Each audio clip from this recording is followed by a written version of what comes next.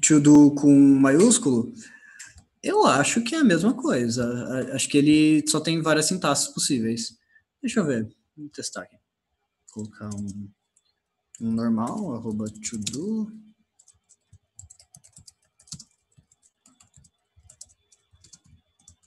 E aí botar um.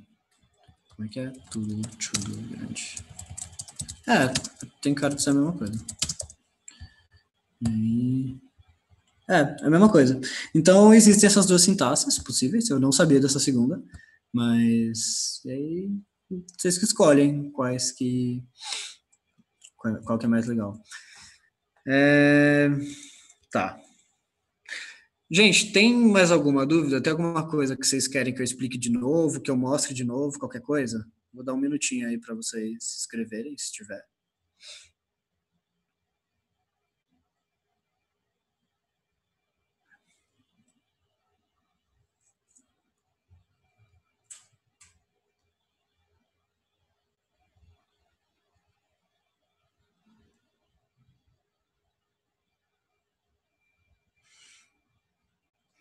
O meu format e o size ficam em vermelho, dizendo que não foi declarado o identificador. Pera, format e size? Isso é o que? São as variáveis?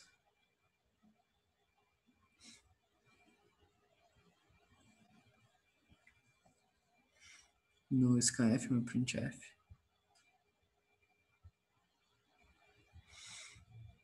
Aqui, e isso aqui aparece em vermelho, é isso?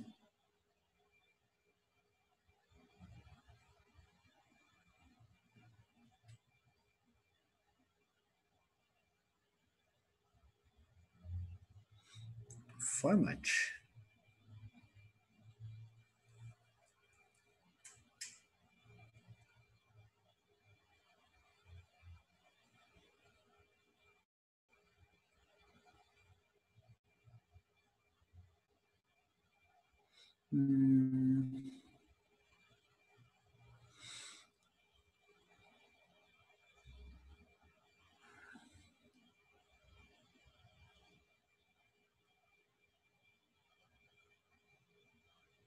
Aí, você tá ouvindo? Oi, sim. Ah, sim. Eu incluí sim. Você incluiu? Pra mim tá igualzinho, tipo, o do Bruno, mas... É porque esse format, ele é tipo. É porque outra coisa que o Selenium faz é quando você tem uma função, ele vai meio que te mostrando qual que é a posição de cada argumento. Mas isso não é tipo um negócio que está escrito mesmo, é só uma coisa que o Selenium coloca lá. Ah, tá. Então, mas você não Mas, escreveu esse format? não, ele coloca automático, quer ver? Se Ah, eu. sim. Ele, assim que ele reconhece, porque tipo, o printf ele aceita como Ah, tá. primeiro. O printf ele aceita como primeiro argumento uma string, e aí, assim que ele percebe que essa string tá lá, ele indica para você. Ah, show. Então, Eu corrigi mas aqui já. isso. Mas dá erro para você? Não, não, agora deu certo. É que eu tava escrevendo Ou mesmo, só aí... tá em vermelho mesmo? Aham. Agora tá certo. Obrigado. Como é que é? Desculpa. Não, agora tá certo. Tá, Já beleza. resolveu. Valeu. Acho. Pera, deixa eu ver. Acho que tinha mais uma dúvida.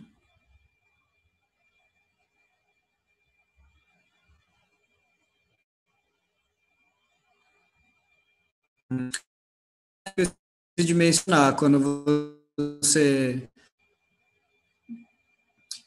Quando você. Por exemplo, aqui no Absolute Value, ele indicou aqui o size, que é.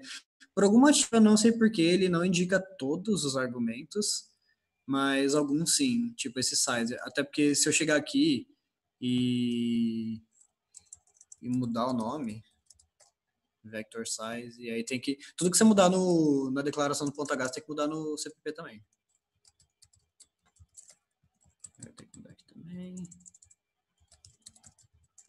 Se eu fizer isso, aqui na main.cpp ele já muda aqui.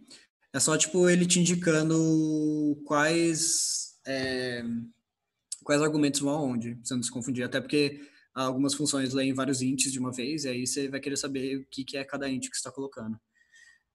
Deixa eu só ver quais outras dúvidas que tem.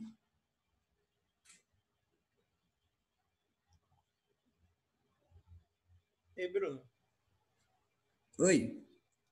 tem um negócio legal do Selenium que é quando você aperta Shift F6, aí você muda o nome de alguma coisa, ele muda em todos os lugares, sabe?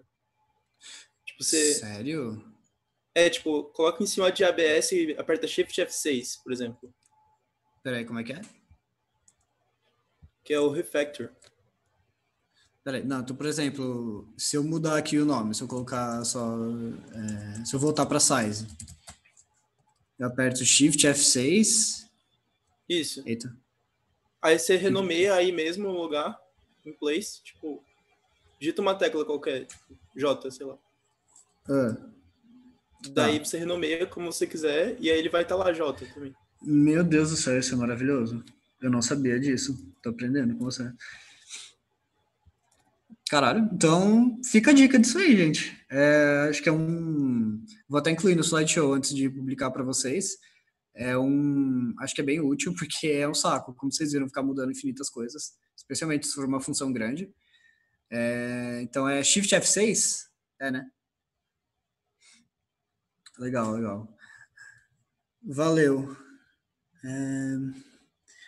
Tá, alguém pediu para passar no vectorfunctions.h. Vamos lá.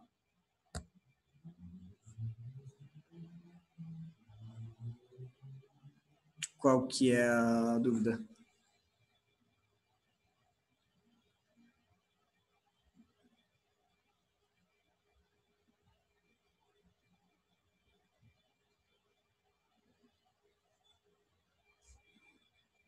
Gente, quando abrir esses momentos para tirar dúvida, vocês podem desmutar o microfone, só não pode mandar desmutar ao mesmo tempo.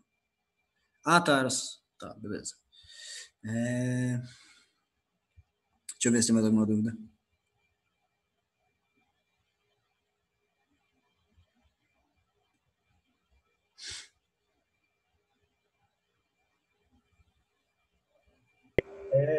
Quando a gente vai. Alô?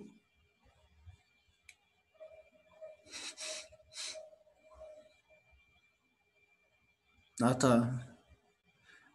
Bom, se você preferir digitar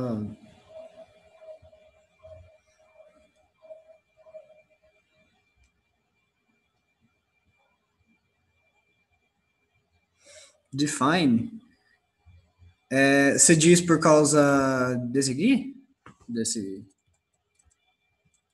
Dessa linha aqui? Ou... Não, isso aí é tipo.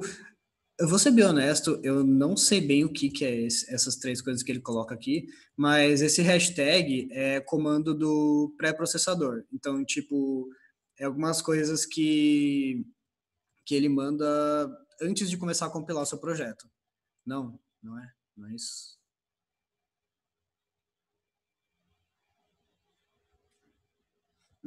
Tá. Tipo, o que nem eu coloquei aqui. Criar uma função nova.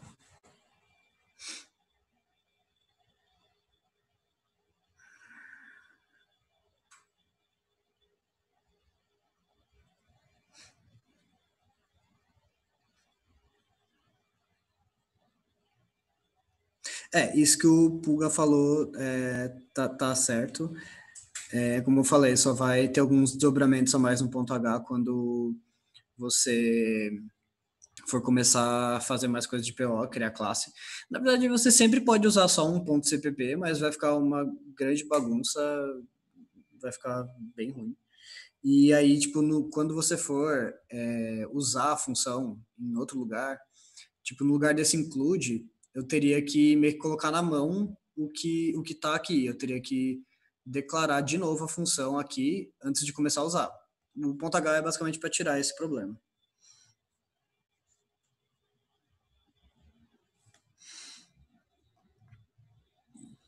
Sim, então,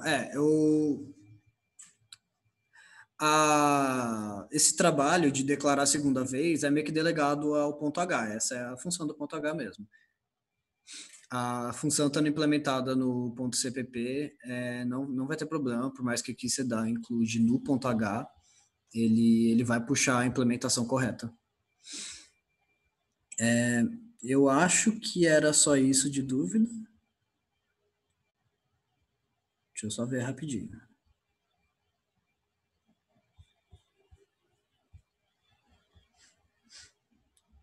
Sim, o arquivo.h está ligado ao .cpp, exatamente. Até que você percebe que quando a gente cria, eu não precisei colocar esse include vector functions.h. Ele já incluiu para mim quando eu criei o arquivo. Por isso que é importante também sempre ter o mesmo nome, os dois, porque você tem que lembrar que eles estão ligados um no outro. E acho que é só isso. Beleza. Então, eu vou continuar. Então, basicamente era isso sobre os Selenium, as ferramentas. Eu vou dar para vocês a chance de treinar um pouquinho como mexer no projeto usando o Selenium e aproveitar das ferramentas dele no projetinho que eu vou passar para vocês fazerem em casa. Mas, por enquanto, então, eu vou prosseguir para a próxima parte da nossa aula. Então, já falei disso aqui. Tá. Então, basicamente, essa última parte, eu queria falar sobre algumas normas que a gente tem na Androids em termos de programação. Basicamente, o intuito dessas normas é manter a organização do nosso código e manter ele compreensível. Então, desculpa. Muitas das coisas que estão envolvidas nisso são basicamente padrões de nomes para os diferentes tipos de coisas que você pode criar usando C e C++. Agora, eu vou agora ter que falar sobre algumas coisinhas de C++, tipo classe, namespace. Por enquanto, eu não quero que vocês se preocupem em entender o que são essas coisas. A única coisa importante mesmo é vocês saberem como é o jeito certo de dar nome para essas coisas. Então, vamos lá. Eu vou ir dando alguns exemplos aqui. Então, deixa eu só criar aqui um arquivo a mais para poder ir ilustrando cada itemzinho da lista.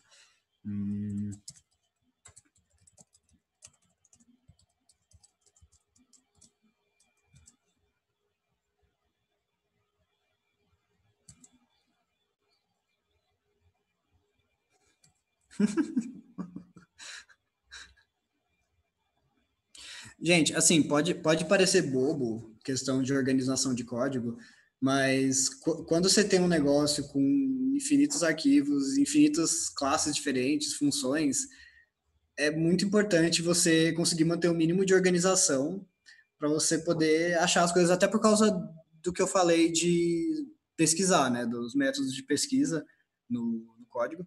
Se não tiver uma padronização para o jeito que as coisas são chamadas, fica bem mais difícil você achar as coisas. Então vamos lá. Eu peguei, dentro desse diretório Geometry, eu criei um novo chamado Planar Geometry. E aí agora eu vou criar uma classe do C++ e chamar ela de Circumference. E aqui já vai duas primeiras coisas importantes da nossa listinha de normas. Eu vou criar aqui. A primeira é relativa a nomes de diretórios. Os diretórios, só um detalhe, em geral a gente coloca os nomes das coisas em inglês, vocês já devem ter percebido que eu estou fazendo isso desde o começo, para vocês já irem se acostumando com esses padrões.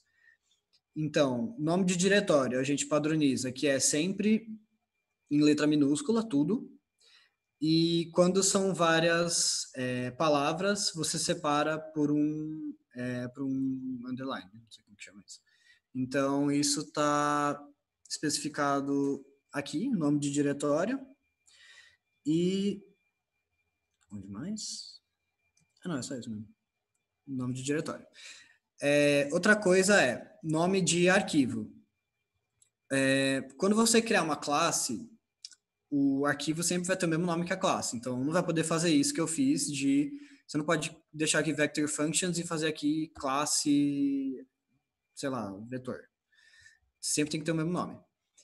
E, então, tanto a classe quanto o nome do arquivo é feito da seguinte maneira. cada palavra é com letra maiúscula, iniciada com letra maiúscula, e tudo junto. Aí existe um negócio chamado namespace. Como eu disse, vocês não precisam se preocupar com o que é um namespace, vocês vão aprender isso junto com o PO.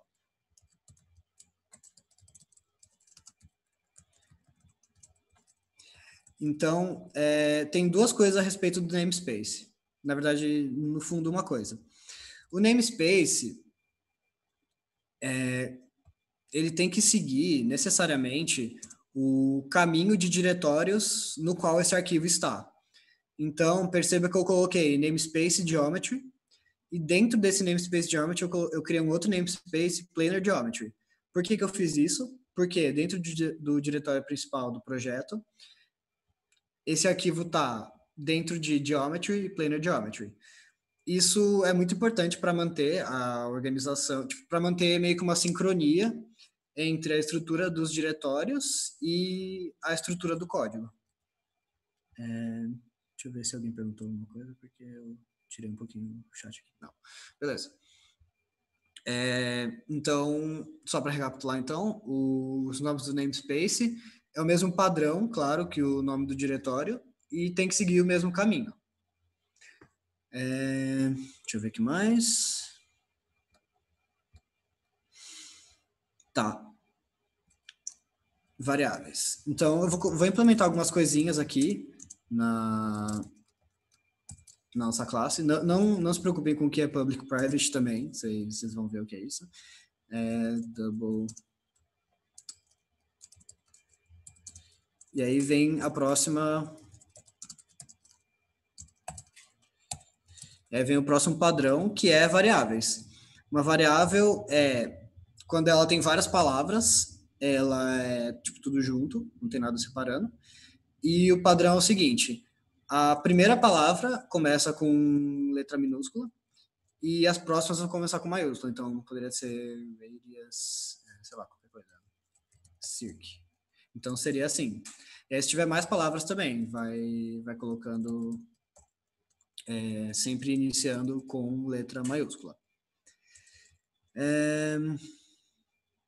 Tá, beleza. Agora, nomes de funções. Então, aqui, como é um ponto H, eu só vou colocar as declarações das funções. Então, eu vou colocar... E o padrão é parecido com o da variável. Então, a primeira palavra... Bom, as palavras são tudo juntos. A primeira palavra vai ser com letra minúscula e as próximas com letra maiúscula. Tá, deixa eu ver aqui mais. Sim. Tá, dessa parte era isso. Agora vamos vir aqui para o CPP. Aqui está incluindo o ponto H. Aí, quando vocês definem constantes, existe um outro padrão para isso. Então, eu vou implementar aqui uma função para colocar a área da circunferência. Eu vou ter que usar a constante π. Então, eu vou definir aqui, fazer um hashtag define. E aí, como é que é o padrão para as constantes? Quando são várias palavras, é tudo separado por underline, e é tudo em caps lock.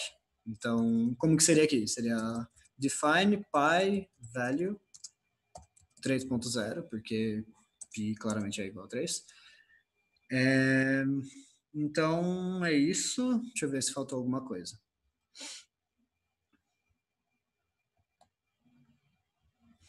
Tá, então eu passei por classes, namespaces, constantes. Isso que eu falei vale para enums também. Se você fizer um enum, ele vai ser chamado desse jeito, com esse padrão. Variáveis e funções têm o mesmo padrão, como eu mostrei. O nome de arquivo, como eu falei, vai acompanhar o da classe. E só tem uma particularidade, que é quando a gente cria um teste, porque, tipo, a gente tem nos projetos Data Androids o código principal, que é o que vai rodar, tipo, na competição. Só que, às vezes, a gente quer criar um teste para testar alguma coisa mais específica. Aí você cria um novo arquivo de teste. E aí, você, no arquivo, vai colocar underline teste. E a classe, o nome da classe associado a esse arquivo vai acompanhar também. Então vai ficar myClass underline test. Nome de diretório, já falei. Binário, que é o executável final, é tipo o .exe que você gera depois da compilação. Mas isso acho que é definido no CMake lists, então acho que vocês não vão ter que se preocupar com isso tão cedo. Mas segue mais ou menos o padrão do diretório. Aí tem outras questões de organização que a gente tem, só que aí é por categoria. Então, toda categoria tem um padrão de estrutura de pasta. Então, por exemplo, os testes vão ficar em uma pasta, o código principal vai ficar em outra, as bibliotecas vão ficar em outra. Só que isso muda de categoria para categoria. Então, não tem como eu tocar nesse assunto por enquanto. E aí tem algumas outras práticas de programação que eu queria mencionar que são tipo meio que para a vida, assim. A primeira é indentação. Peraí, temos uma dúvida.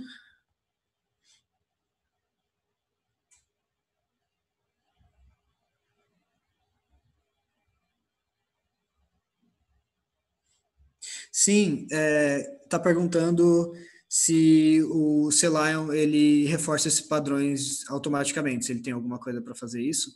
E ele tem, isso que o Caio falou, é Clang Tidy, eu acho. Eu não sei se, acho que você tem que configurar, não lembro exatamente onde é. Acho que é aqui, Code Style. Aí, uma coisa que eu esqueci de mencionar. O padrão que a gente usa se chama Camel Case e é um padrão muito comum, assim, eu vejo ele direto usado por aí. Deixa eu ver, então deve inclusive ter aqui.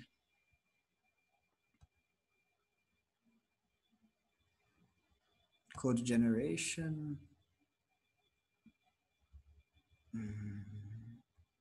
Aqui, naming. Camel Case aqui. Eu só não sei, deixa eu tentar criar uma variável tipo com o nome errado. Int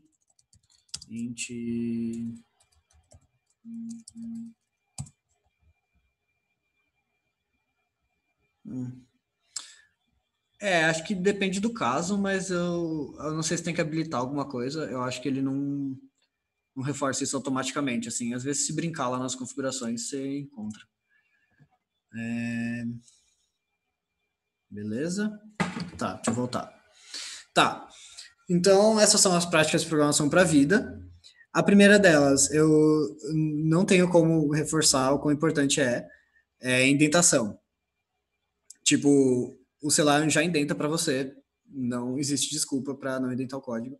E é bom para você porque, tipo, indentação é o único jeito de você ver claramente o que está encapsulado no quê, o que está dentro de um for, o que está dentro de um if. E aí, se você não usar a indentação e fizer um código grande e voltar para ele um ano depois, você não vai entender nada. Vai ser simplesmente um terror para você. Então,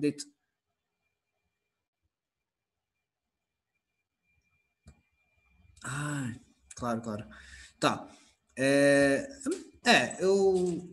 Tá, vamos lá. Indentação é basicamente. Indentação é o jeito que o código é formatado em termos de espaços.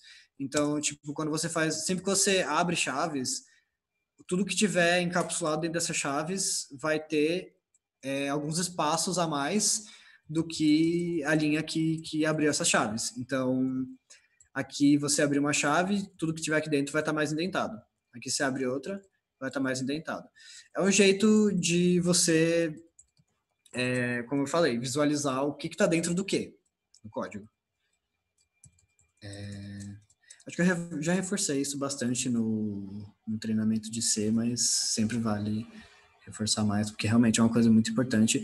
E é cobrado em 610, acho que boa parte dos professores acho que tiram notas se você não indentar certinho o seu código. Bom, vamos lá. Quando for usar um número constante, especifique o nome dessa constante através de um hashtag define para fazer sentido para outras pessoas. Então, vamos supor que, sei lá, eu quero, por exemplo, aqui na circunferência, que que eu vou implementar a área. Aí se eu colocar, tipo, 3.1 vezes raio ao quadrado, nesse caso é um pouco óbvio, porque a gente sabe que isso é pi, mas se for alguma coisa mais complexa, pode não ficar tão óbvio. E aí, tipo, num caso mais complexo, de alguma constante, por exemplo, sei lá, você está fazendo uma parte do código para comandar a velocidade de um robô. Aí, se você colocar, sei lá, velocidade igual a 3, não, digo, se você colocar, depois alguma métrica para medir a distância que ele percorreu. Aí, se você colocar, tipo, 3t, pode não ficar tão claro quanto se você colocar uma constante chamada velocidade e depois embaixo colocar distância igual a velocidade vezes tempo. Então, é uma questão de deixar seu código legível.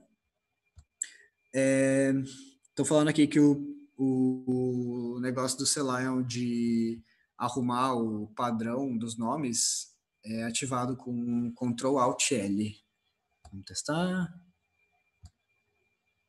Então, define aqui minha variável feiosa. Value aí, como é que é? Ctrl+L.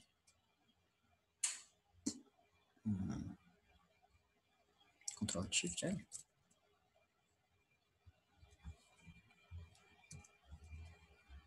Na verdade seria...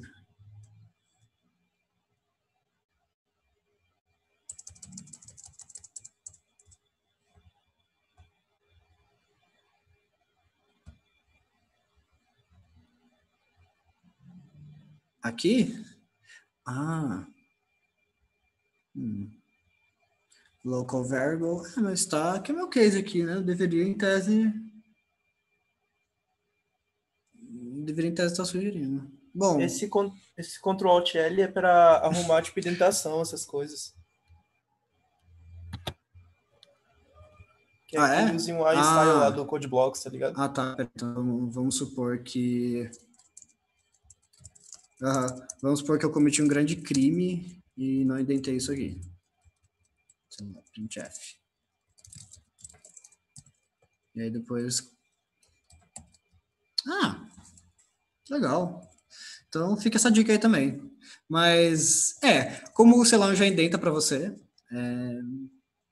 vai de vez em quando. Inclusive, se você tipo, se arrepender de não ter colocado um if em alguma coisa, e aí você coloca um if aqui, só abre, aí vem depois e fecha, ele já arruma para você. Então, é bem dinâmico. Tá.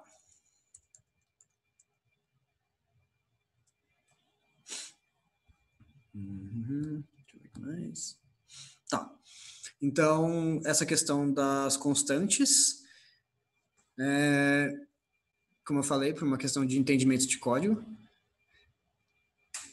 Tem aqui uma outra coisa, sempre utilizar chaves para fazer ifs e laços. Tipo, tem um pessoal que gosta de pegar, tipo, quando um if vai ter... Inclusive, quando alguém vai fazer, tipo, um if que só vai ter um comando de uma linha, ele coloca um if e aí fica indentado. Não fica quando isso acontece, não sei. Enfim, printf. E aí depois acaba. Fica indentado sim. Tipo, eu acho que isso não é tão recomendável, por mais que elimine, sei lá, uma linha do seu código. Não é tão recomendável porque, tipo, acho com a chave fica mais claro o que está dentro do que. Então, é recomendado que se evite fazer isso. Outra coisa é evitar linhas tipo gigantes no seu código. Então, vamos dizer que eu estou aqui programando alguma coisa. Aí eu faço uma linha gigante que vai, sei lá, até nem cabe na tela aqui. É feio porque, tipo, é pior ainda para quem tem uma tela menor ou quem coloca um tamanho de fonte maior. Uma coisa que você pode fazer, como o C e o C++, eles se pautam pelo... Tipo, os espaços e as quebras de linha pro C e o C++ não importam, ele meio que ignora. Então, o que você pode fazer, quando você está fazendo uma coisa muito grande, então, coisa muito grande... E aí você pode só dar um Enter e continuar. Tipo, acho que fica melhor do que você simplesmente fazer uma linha que não dá nem para ver o fim dela. Que mais? Ah, sim, essa eu tenho. Peraí, alguém tá tirando uma dúvida?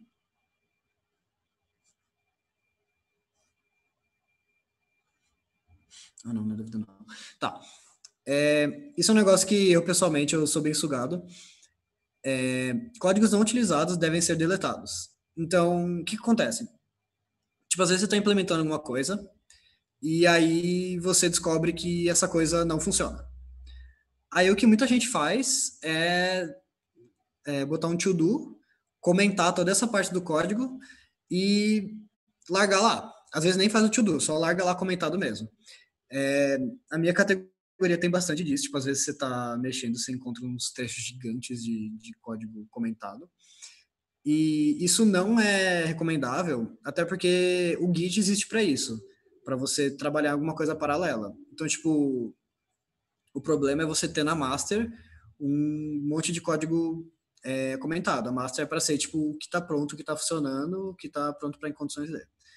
Então, tipo, o que tiver na master e for código comentado, é recomendável que delete e passe para uma branch, se for interessante, né?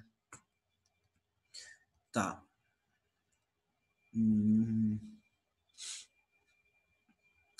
Pular linha entre os blocos de código para torná-lo mais legível.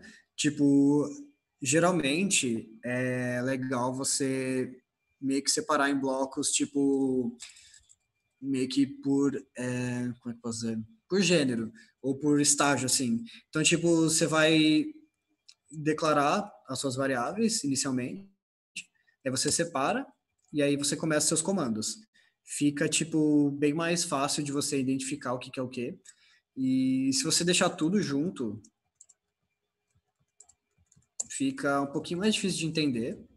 Então, é sempre recomendável. Tipo, o seu programa não vai ficar mais lento porque você colocou mais linhas. Que nem eu falei, o compilador ignora linhas em branco. Então, você torna a sua vida mais fácil, simplesmente.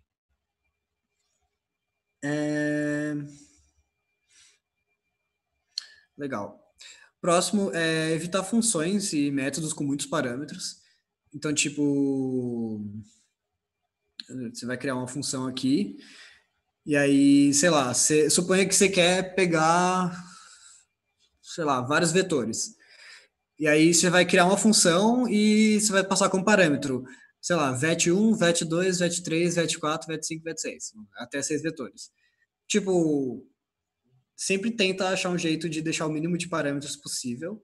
Nesse caso, talvez seria conveniente você criar uma matriz em vez de vários vetores individuais. E para ficar menos feio, para ficar mais legível. E por último, na verdade tem uma coisinha que eu esqueci, só que alguém falar para mim no chat se vocês já viram ponteiro?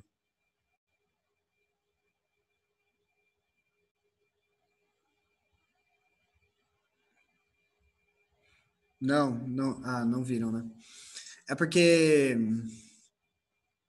basicamente quando você vai criar uma função, você tem duas possibilidades de como passar os argumentos.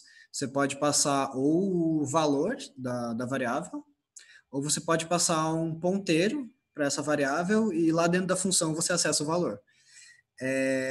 Como sempre que você passa o valor, quando você começa a função, você está criando uma variável nova, você está ocupando mais memória. Então, sempre que possível, é bizu passar o ponteiro para aquela variável. Isso se chama passar por referência. O passar só o valor se chama passar por valor mesmo. Então, é uma questãozinha de otimização, assim, para não ter que ficar criando variáveis novas à toa. Mas, como eu falo, bom, se vocês não viram ainda, se vocês não entenderam isso, deixa para lá, mas talvez vocês entendam depois. Uma última coisa, existem as duas formas de você complementar um número, mais i e i mais mais. Basicamente, eles são muito parecidos, só que a ordem que eles fazem é diferente. Basicamente,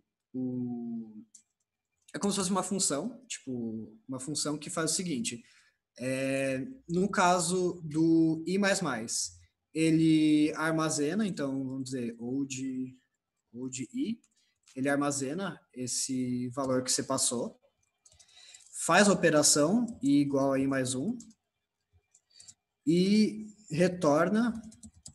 Eita, o que aconteceu com a imitação aqui? E retorna esse old i. Deixa eu deixar, acho que, deixa eu deixar isso aqui numa função mais bonitinha, só para int i++, que leva como parâmetro int i. O que o i++ faz? Ele faz... ele armazena int old i igual a i. Aí ele faz i igual a i mais 1. E aí ele retorna o old i. Agora, como que é o ++i? Int ++i. Opa. Padrões de... Nossa, tô cagando completamente o padrão aqui. Foi mal, gente. I++, int i. Basicamente, o ++i, ele é mais simples. Ele dá um return... Não, pera. Ele faz i igual a i mais 1 e... Peraí, esqueci um ponto e vírgula. E faz... Ai, meu Deus, o que ele está fazendo com a indentação? Ah, porque eu esqueci do ponto e vírgula. Return i. Então, basicamente, tipo, se você fizer... se você colocar e fazer... Se você fizer int a igual a 1, e aí você fizer printf desse número do a o que ele vai fazer? Ele vai armazenar o valor antigo de a, que é 1, fazer o a virar 2, e retorna esse valor antigo, 1. Então ele vai printar 1. E aí, se você fizer mais a, ele vai fazer o quê? Ele vai pegar o a, somar de 1, e no fim retornar esse novo valor de a. Então aqui, basicamente, quando é o a++, ele retorna aqui. Ele faz a complementação, mas ele retorna o valor antigo. E no ++a, ele faz a complementação e retorna o valor novo. Então, existe sim uma pequena diferença de lógica entre as duas implementações, só que só vai fazer uma diferença quando você for usar esse número tipo, na hora, que nem um printf. Muitas vezes, tipo, o for, então quando você faz for int igual a 0 e menor do que, sei lá, 3 e esse return que ele está dando não está sendo usado para nada. Então, nesse caso, i++ e ++i dá na mesma. Só que, como vocês devem ter percebido, o i++ ele armazena uma variávelzinha aqui. Então, ele usa um pouquinho de memória a mais. O ++i ele não armazena nenhuma variável nova. Então, é um pouquinho mais eficiente. E, quando possível, basicamente, eu digo quando possível, vai ser quando você não usar o valor que ele retorna, que é, na vida, assim, o for. Então, usa ++i, que é ligeiramente melhor. Bom, é isso da parte de boas práticas. E agora eu queria propor um exercício para vocês. Eu só vou puxar ele aqui rapidinho, que basicamente o que eu quero que vocês façam, eu vou passar para vocês um código que vai estar, tipo, completamente fora dos padrões corretos que a gente tem aqui. E eu quero que vocês copiem no projetinho de vocês. Fica mais fácil se vocês estavam me acompanhando esse tempo todo. E arrumem. Então, eu vou abrir aqui. Deixa eu só achar que eu armazenei em algum lugar.